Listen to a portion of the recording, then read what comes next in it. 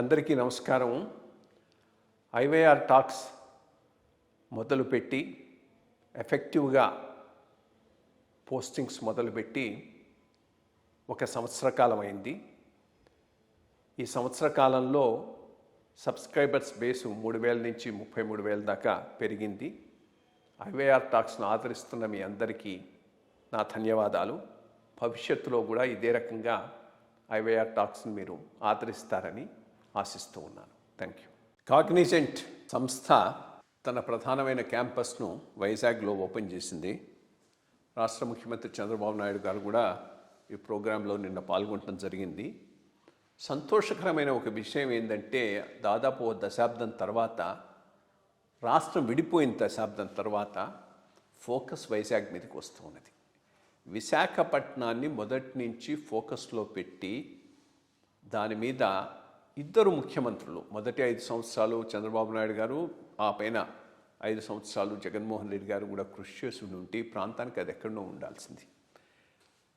కారణాలు ఏమైనా కానీ మొదటి 5 సంవత్సరాల్లో ఇంకా ఇతర ప్రాంతాల్లో పెట్టాలనేటటువంటి ఉద్దేశంతో దానిని అంతగా ప్రాముఖ్యంలోకి తీసుకురాకపోవటం, మిగిలిన 5 సంవత్సరాల్లో ఫోకస్ ఉందని చెబుతూనే రియల్ ఎస్టేట్ ఫోకస్ చేసి ల్యాండు, కబ్జాలు, ఈ అంశాలు, ప్యాలెస్లు కట్టుకోవటం, వీటి మీదుగా దృష్టి పెట్టారే కానీ రియల్గా ఒక మేజర్ కంపెనీలను తీసుకొచ్చి అక్కడ ఎస్టాబ్లిష్ చేయడానికి ఎటువంటి ప్రయత్నం అయితే జరగలేదనేది వాస్తవం.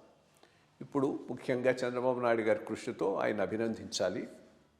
ఒకటి, గూగుల్ వాళ్ళ ఆర్టిఫిషియల్ డేటా సెంటర్ వస్తున్నది, అది ఒక పెద్ద గేమ్ చేంజర్ కాబోతూ ఉన్నది. సబ్సెక్వెంట్గా ఇప్పుడు కాగ్నిజెంట్ వాళ్ళ మెయిన్ క్యాంపస్ ఒకటి అక్కడ ఏర్పాటు చేయబట్టం అనేటటువంటిది. వైజాగ్ మొదటి నుంచి నేను చెబుతూ ఉన్నది ఇదే మెయిన్ పాయింట్. ఈస్ట్ కోస్ట్ ముంబైగా డెవలప్ అయ్యేటువంటి పొటెన్షియల్ ఉన్నటువంటి సిటీ ఏదైనా ఉంది అంటే అది వైజాగ్. ఎందుకనంటే దానికి ఆ ఈస్ట్ కోస్ట్లో అంతగా కాంపిటీషన్ ఈరోజు లేదు. ఒకటి, ఈస్ట్ కోస్ట్లో ఒక పెద్ద సెంటర్ ఒకప్పుడు కలకత్తా. ఈ 20వ శతాబ్దం మొదటి దశలో కూడా అది బ్రిటిష్ ఇండియాకు క్యాపిటల్. అరౌండ్ 1920 ఆర్సో 1920 ప్రాంతంలో అక్కడి నుంచి ఢిల్లీకి మార్చడం జరిగింది. అప్పటిదాకా అదే క్యాపిటల్. అంత ప్రామినెన్స్ ఉన్నటువంటి మెట్రోపాలిటన్ సిటీ కలకత్తా. ఉమ్మడి బెంగాల్ ఉన్నప్పుడు ఆ మొత్తం ఎకానమీ రిప్రజెంట్ చేస్తున్నటువంటి ప్రదేశం కలకత్తా. చాలామంది ఈ మార్వాడి బిజినెస్ మెన్ మొట్టట్లో ఈ జూట్ ఇండస్ట్రీ వాటిల్లో చాలా ఇన్వెస్ట్ చేసినటువంటి ప్రదేశం కలకత్తా. కానీ ఆ పైన వచ్చినటువంటి మార్క్సిస్ట్ గవర్నమెంట్ వాళ్ళ యాంటీ ఇన్వెస్ట్మెంట్ పాలసీసు, లేబర్ అన్రెస్ట్, దీంతో క్రమక్రమంగా అది మరుగునబడిపోయింది. దానికి తోడు సరైనటువంటి సివిల్ ఫెసిలిటీస్ కూడా ఇచ్చేటటువంటి పరిస్థితి లేకుండా పోయింది.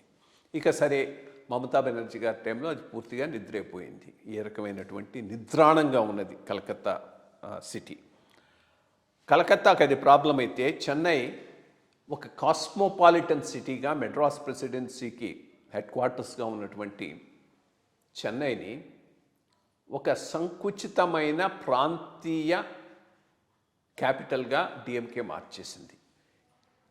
ఆ కాస్మోపాలిటన్ అట్మాస్ఫియర్ లేకపోవటం, హిందీ భాషను పూర్తిగా వ్యతిరేకించే విధానం ఉండటం, ఎవరు మాట్లాడకపోవటం, తమిళం తప్పితే ఇంగ్లీష్ కూడా సరిగ్గా మాట్లాడేవాళ్ళు కాస్త గ్రామ ప్రాంతాలకు పోతే మనకు దొరకరు. దీనితో చెన్నై కూడా అంత అట్రాక్టివ్ కాకుండా పోయింది. ఇంకోటి, భువనేశ్వర్ పొటెన్షియల్ ఉన్నది, వాచ్ చేయాలి, బట్ ఈ లెవెల్కి రాలేదు. ఈ పరిస్థితిలో ఒక ఫోకస్ ఈస్ట్ కోస్ట్ గేట్వే కింద డెవలప్ అయ్యేటటువంటి అవకాశం ఉన్నటువంటి సిటీ వైజాగ్. సరైనటువంటి ఫోకస్ పెట్టి సరిగ్గా డెవలప్ చేయగలిగితే ఆ ఫోకస్ ఈరోజు వైజాగ్ సిటీ మీదకి వచ్చిందని చెప్పాలి. ఒకటి, 10 ఏళ్ళు పట్టింది ఆ భోగాపురం ఎయిర్పోర్ట్ను మనం ఒక స్టేజ్కి తీసుకురావటానికి. అది కూడా త్వరగా అయిపోయి ఉండాల్సింది. ఆ భోగాపురం ఎయిర్పోర్ట్ సరిగ్గా కంప్లీట్ అయ్యి మెట్రో తెచ్చుకోగలిగి ఎటు తిరిగి పక్కనే ఒకటి వైశాఖ పోర్టులు ఉంది, దగ్గరలో గన్నవరం పోర్ట్ ఉంది, ఇంకా పైన శ్రీకాకుళం దగ్గర ఐ థింక్ భావనంపాడు అనుకుంటాను, అది ఒక పోర్ట్ ఒకటి వచ్చేటటువంటి అవకాశం ఉన్నది.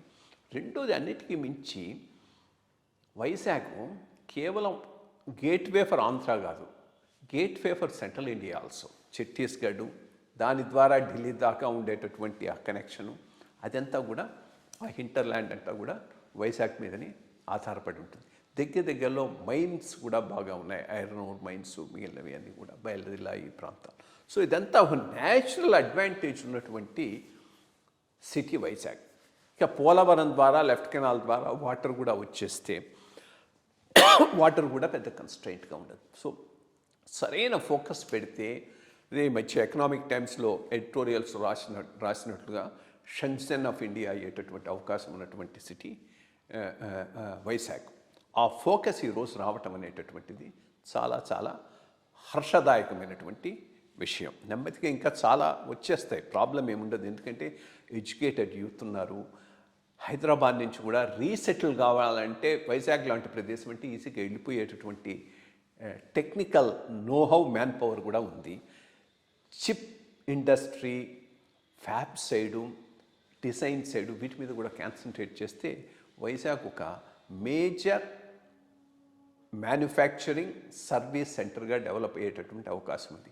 ఇది కావటానికి ఒక ప్రదేశం ఏది కూడా రాజధాని కావాల్సినటువంటి అవసరం అయితే లేదు, సరైన ఫోకస్ అయితే మాత్రం ఉండాలి. ఇప్పుడు న్యూయార్క్ నగరం తీసుకోండి, అది అమెరికా దేశానికి క్యాపిటల్ సిటీ కాదు, ముంబై ఇండియా క్యాపిటల్ సిటీ కాదు, మరి అవి పెద్ద ఫైనాన్షియల్ సెంటర్స్గా గ్రో అయినాయి కదా. కాబట్టి క్యాపిటల్ అయితేనే డెవలప్ అవుతుంది అనుకోవటం పొరపాటు. క్యాపిటల్ అయినంత మాత్రం డెవలప్ కావాలని కూడా లేదు, బట్ ఆ ఫోకస్ మాత్రం ప్రభుత్వాలు ఇవ్వాల్సినటువంటి అవసరం ఉంది. వైజాగ్ సిటీకి ఉన్న ఇంకో పెద్ద అడ్వాంటేజ్ అంటే ఈరోజు ఉన్నటువంటి ఆంధ్ర రాజకీయాల్లో వీళ్ళు వచ్చినా వాళ్ళు వచ్చినా కానీ వైజాగ్ సిటీ ప్రాధాన్యాన్ని తగ్గించే అవకాశం అయితే లేదు. ఎందుకంటే ఆయన Jaganmohan Reddy already Vizag importance commit అయిపోయి ఉన్నాడు.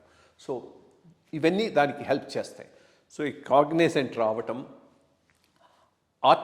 ఈ ఆర్టిఫిషియల్ ఇంటెలిజెన్స్ డేటా సెంటర్ను గూగుల్ ఏర్పాటు చేయడం ఒక మేజర్ గేమ్ చేంజర్గా మనం చూసుకోవాల్సిన అవసరం ఉంది. బట్ డెఫినెట్లీ చంద్రబాబు నాయుడు గారు ఇంకా ఫోకస్ చేసి కొత్త కొత్త కంపెనీలు చాలా తీసుకురాగలిగే 5 సంవత్సరాలు.